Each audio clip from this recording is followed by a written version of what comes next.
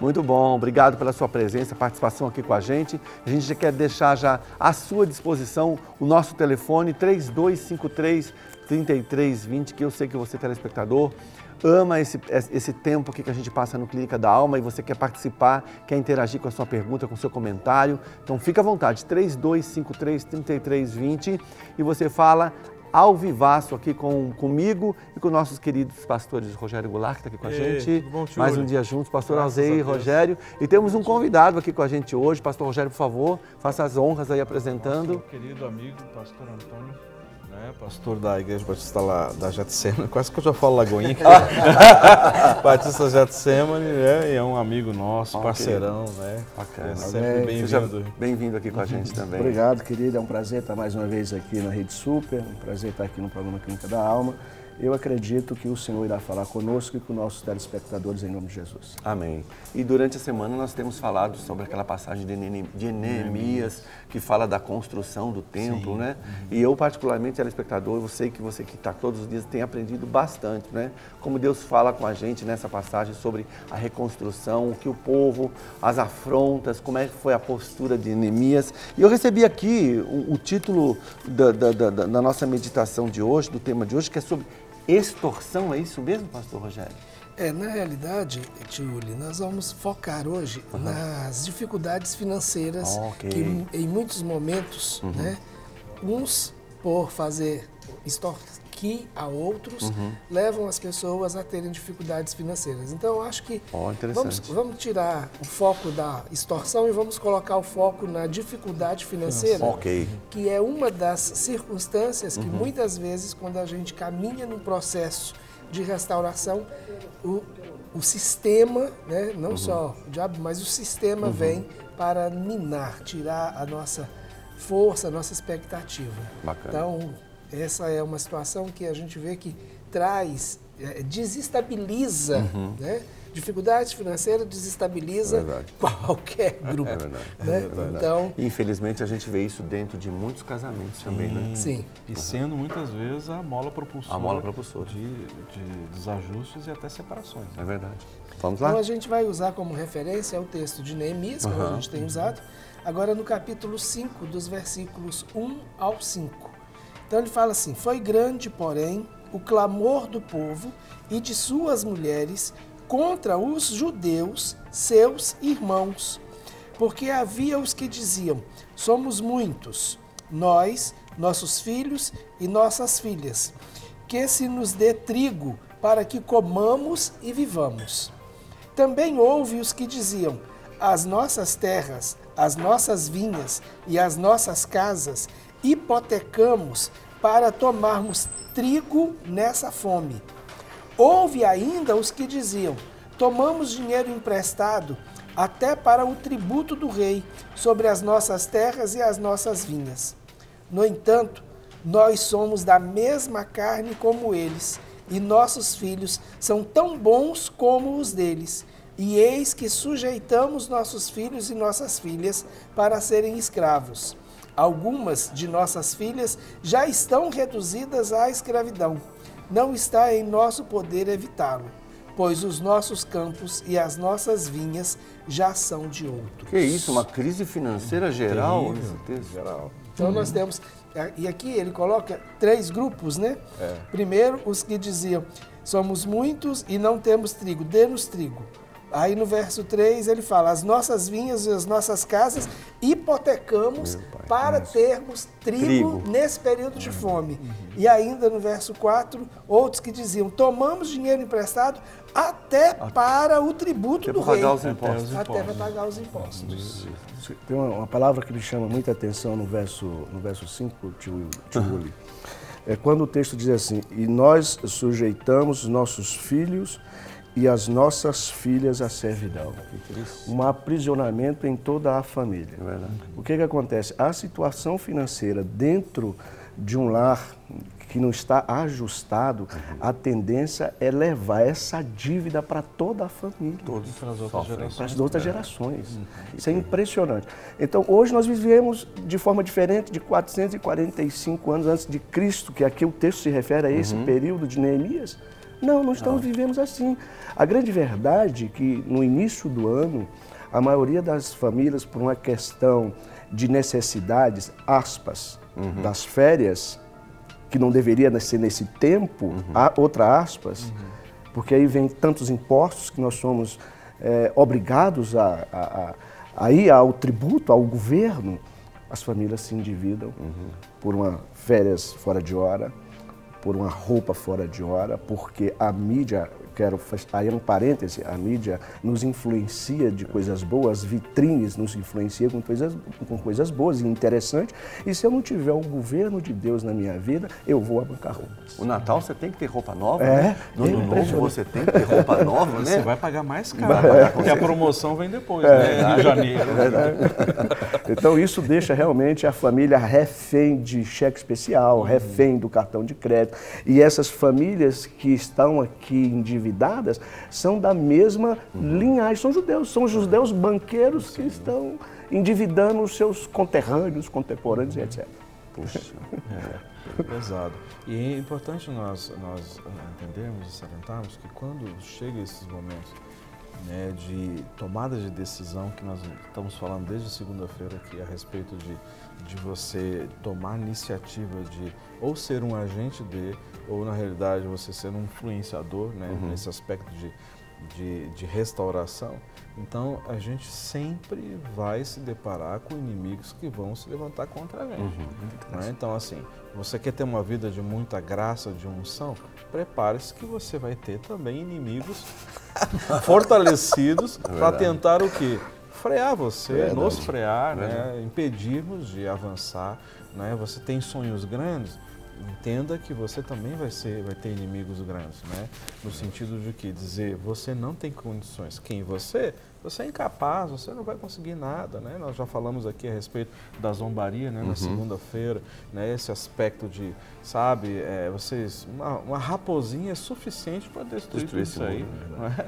Ontem nós falamos sobre a questão o que mesmo? Eu esqueci.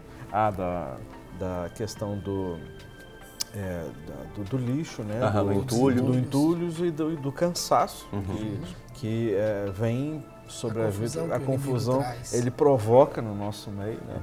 E hoje falando então dessa questão financeira, que vem justamente para dizer, tá vendo, você não vai conseguir, para onde você está, né?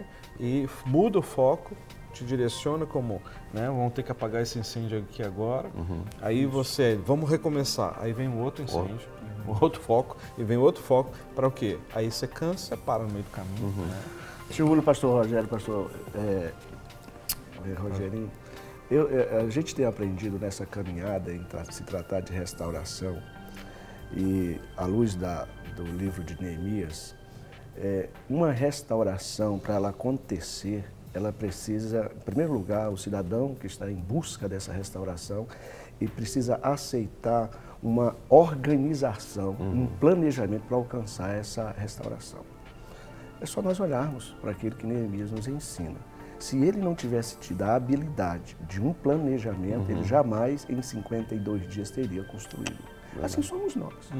Quando eu tenho essa consciência que eu estou precisando de uma restauração, de um tratamento de Deus no meu interior, eu preciso aceitar um mentoreamento de um pastor, da Clínica da Alma, para poder eu alcançar essa cura.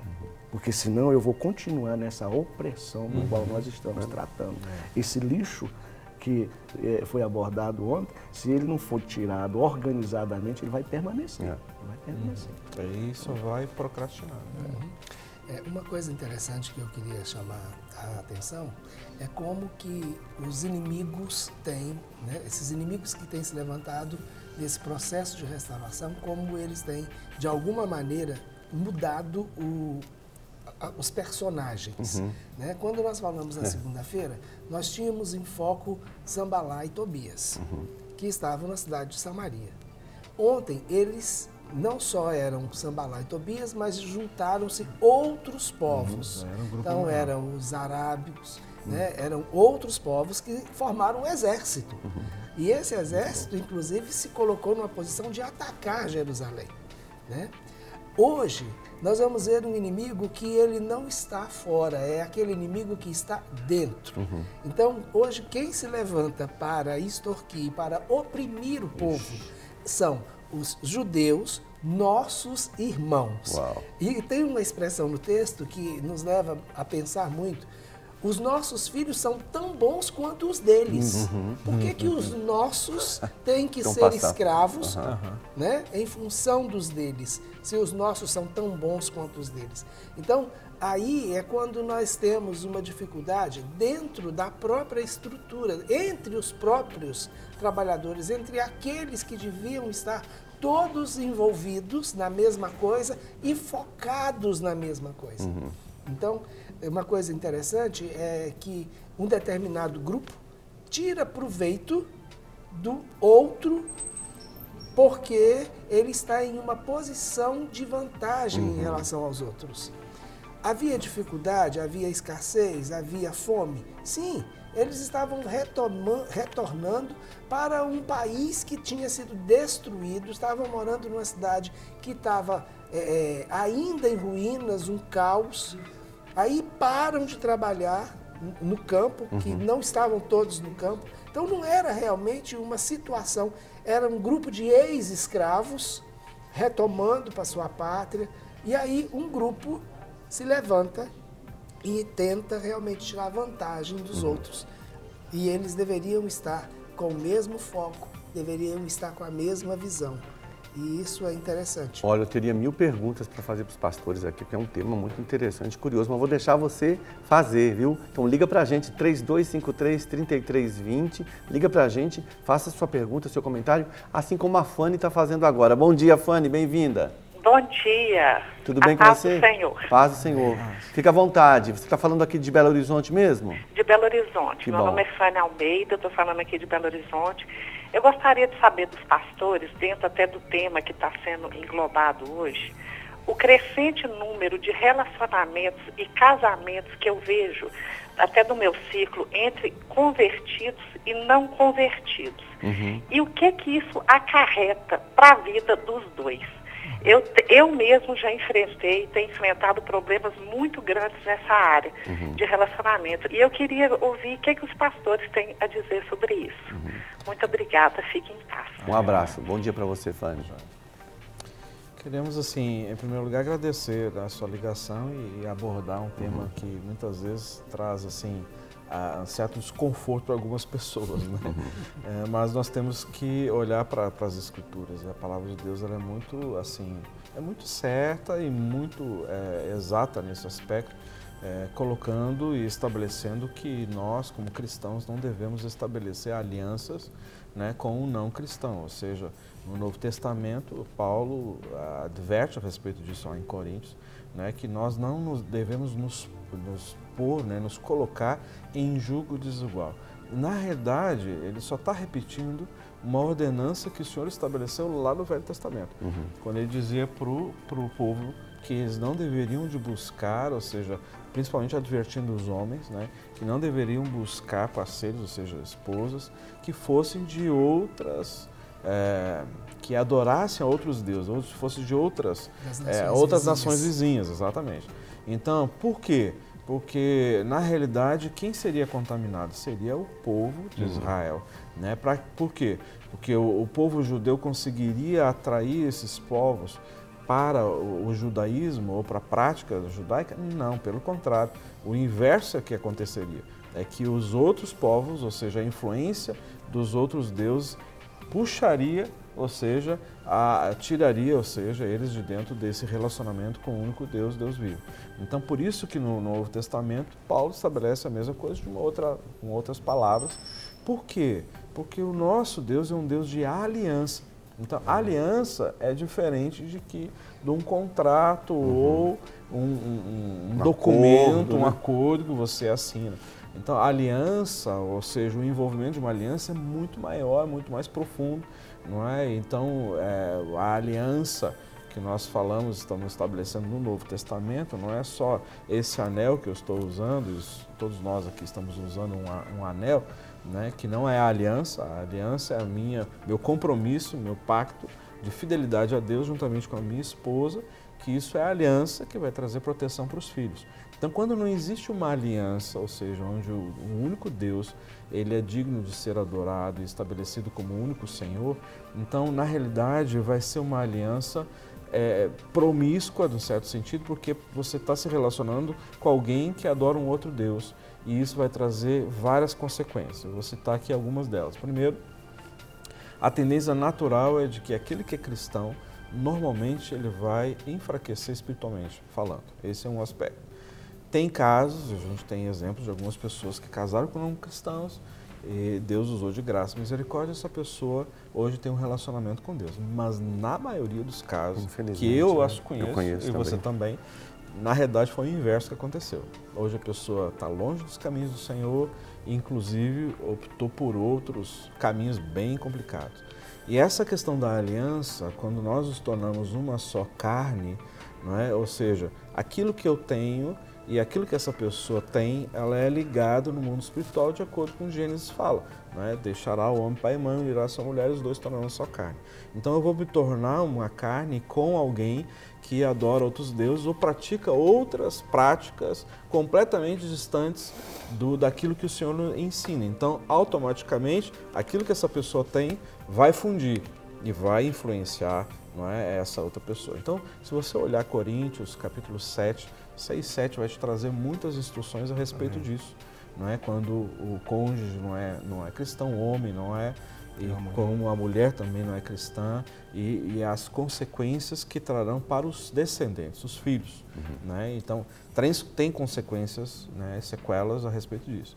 E tem outras questões, ou seja, a área financeira é afetada, a área relacional é afetada, existe uma esterilidade que acontece muito e várias outras coisas que, inclusive, os pastores aqui podem contribuir nesse sentido. Infelizmente também as pessoas pensam, não, depois de casar a coisa é diferente, ele muda, né? Como se casamento fosse método de evangelismo. Exato. Me trouxe uma lembrança, uma história muito interessante que todos nós conhecemos, amamos, e agora está em exibição nas telas do cinema, o Êxodo, né? A história de Moisés. Nós só lembramos, ou na maioria das vezes, nós só lembramos de Moisés porque ele não entrou em Canaã, porque ele feriu a rocha. Você sabe com quem Moisés casou? Exatamente. Uma mulher fora do arraial. Então, aí houve uma consequência.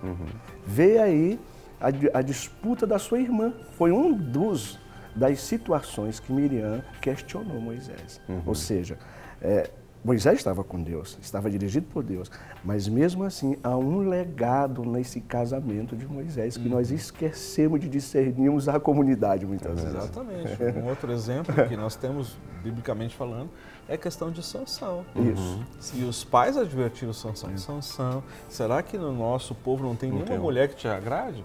Diz, não, eu quero é a Dalila. Dalila era o quê? Filisteia, não é? Então, assim, qual foi a consequência? Sansão? Não sei. Perdeu a visão, né? E a unção, não é? E tudo mais. O que acontece muito na vida das pessoas hoje, as pessoas que acabam tendo esse tipo de relacionamento, é que a cegueira vem espiritual, né? Então, ela, entre outras consequências, né? Falta de unção. Essa questão é interessante e eu quero dar um exemplo com relação a uma situação que ela ainda não foi colocada. A minha avó era cristã, evangélica, e ela casou-se com um homem que não era evangélico, não tinha a mesma fé.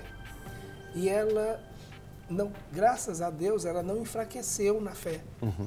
Então, meu avô, ele tinha uma postura de não se envolver, não deixava as coisas, e ela tinha uma postura muito firme.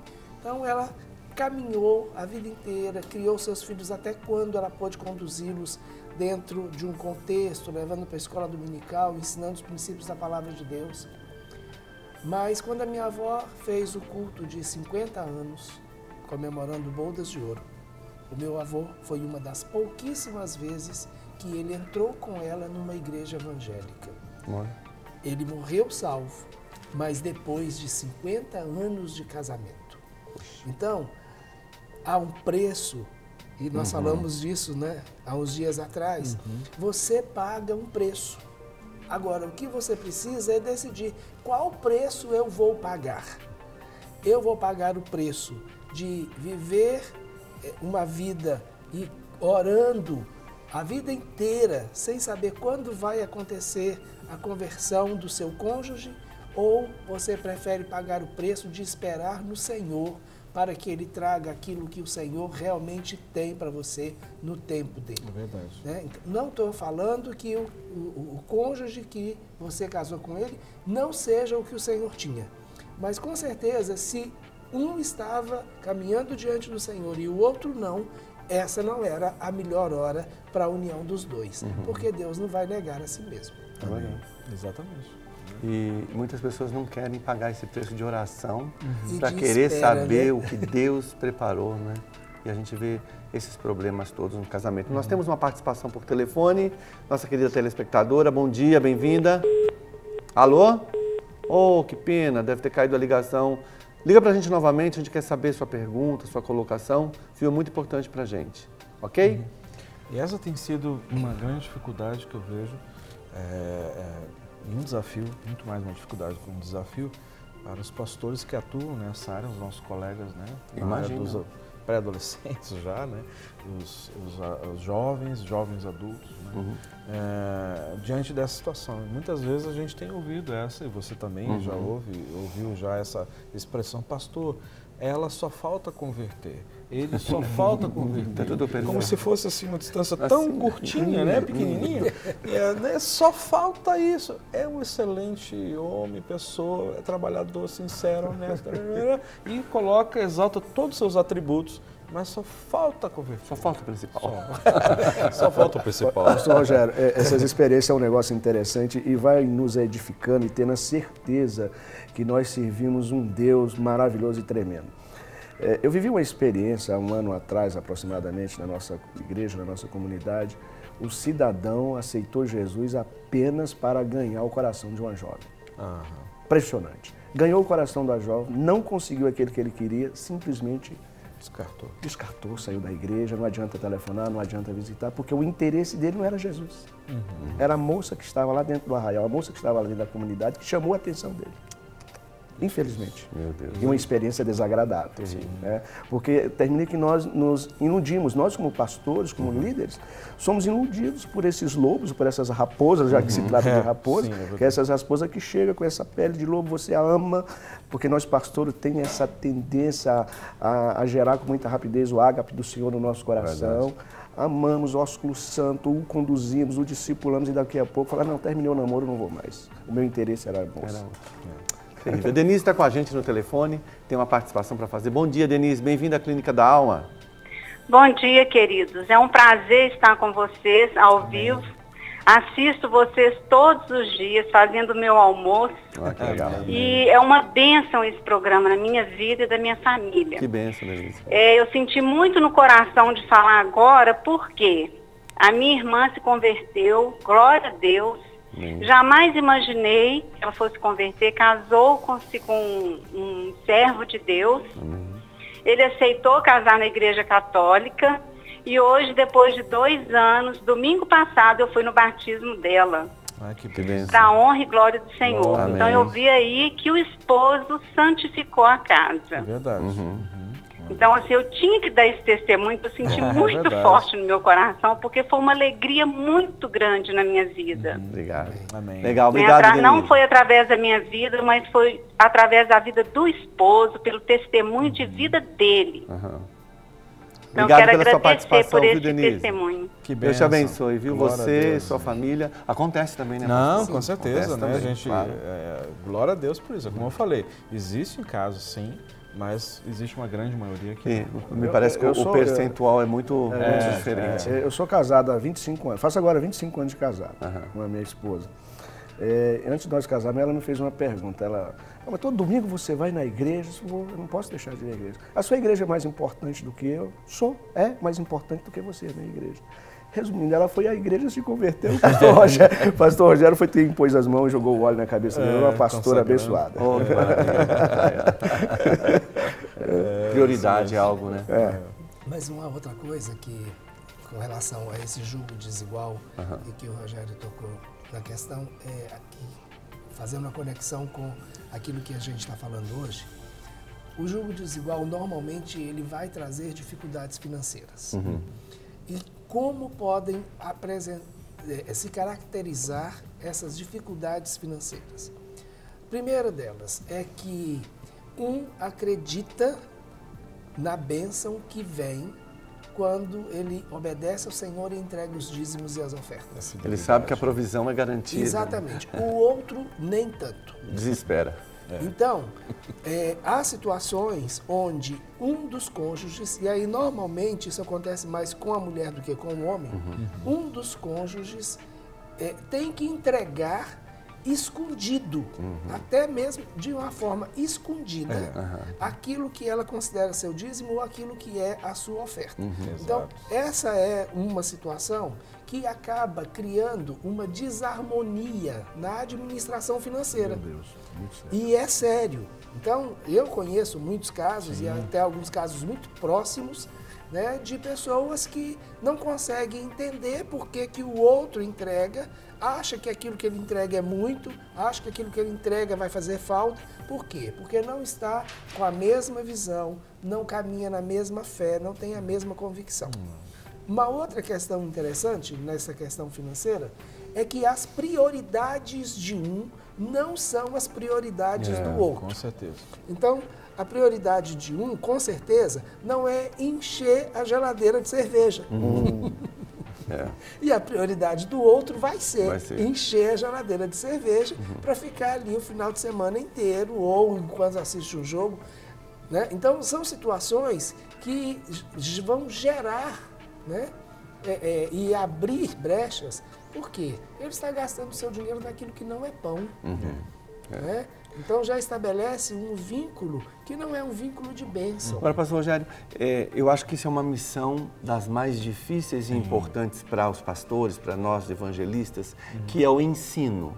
Porque eu chamo para o meu testemunho pessoal, eu me converti aos 12 anos de idade. E nunca me passou pela cabeça namorar uma jovem que não fosse cristã. Nunca. Eu nunca tive uma namorada que não fosse cristã. Porque eu pensava comigo assim, veja, pré-adolescente, ela tem hábitos que eu não tenho. Ela vai gostar de coisas que eu não gosto. Ela vai querer ir em lugares que eu não vou querer ir. Então, eu acho que talvez a doutrina e o ensino na minha geração foi mais forte ou foi mais fácil, ou talvez caiu positivamente no meu coração. Porque como jovem, adolescente, isso nunca me passou pela cabeça. Né? Então, assim, essa missão difícil para a gente, como pastores, missionários, obreiros, trazer esse ensino a essa nova geração, né? Esse cuidado. Tio Uli, é muito interessante, só para me pegar, tá? Isso que o senhor está falando, nós podemos medir hoje o nível de ensino nas igrejas. Eu sou extremamente curioso para aquilo que me traz edificação. Visite uma igreja nos domingos pela manhã e veja o número de pessoas que estão nas escolas bíblicas dominicais. Aí é difícil. Hein? Vai a um culto pastoral, aquilo que nós chamamos de culto de ensino.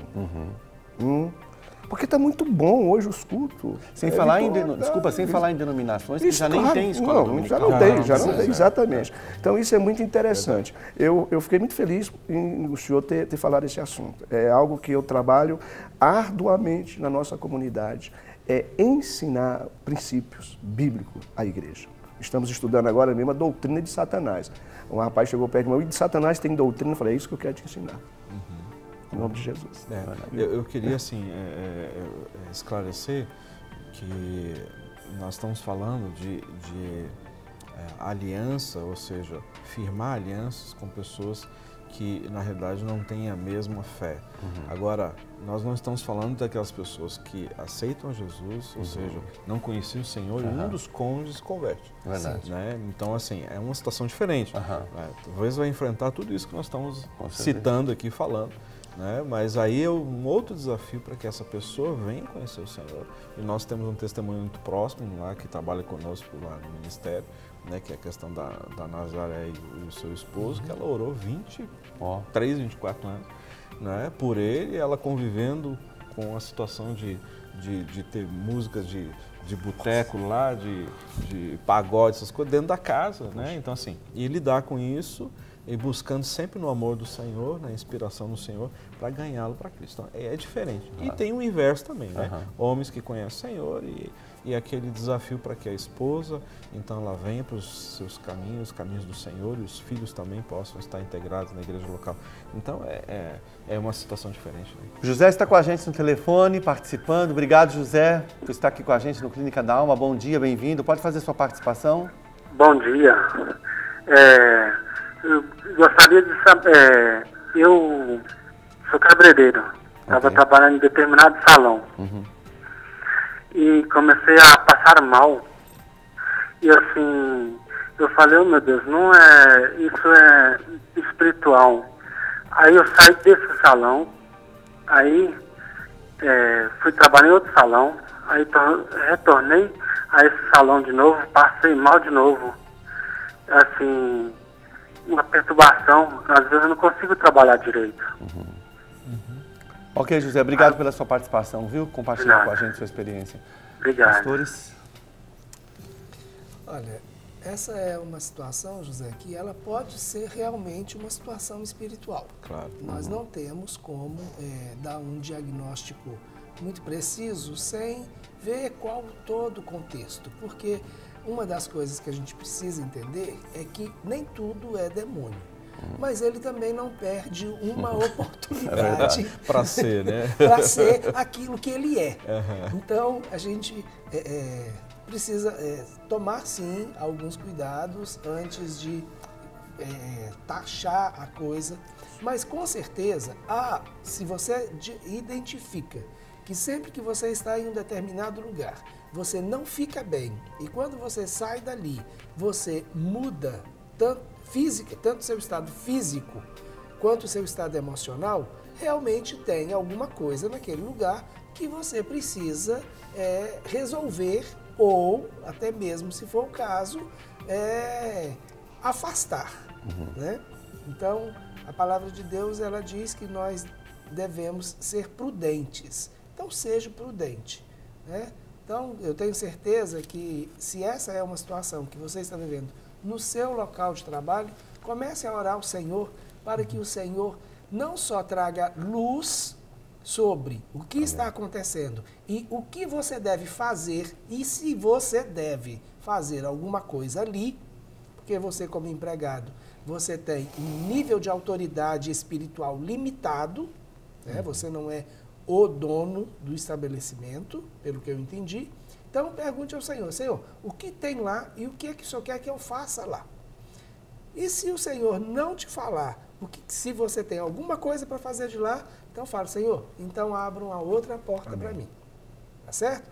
Porque, de repente, é até um processo de libertação, sim, mas que pode não ser você a pessoa que o Senhor quer usar. Então, vá para um outro lugar.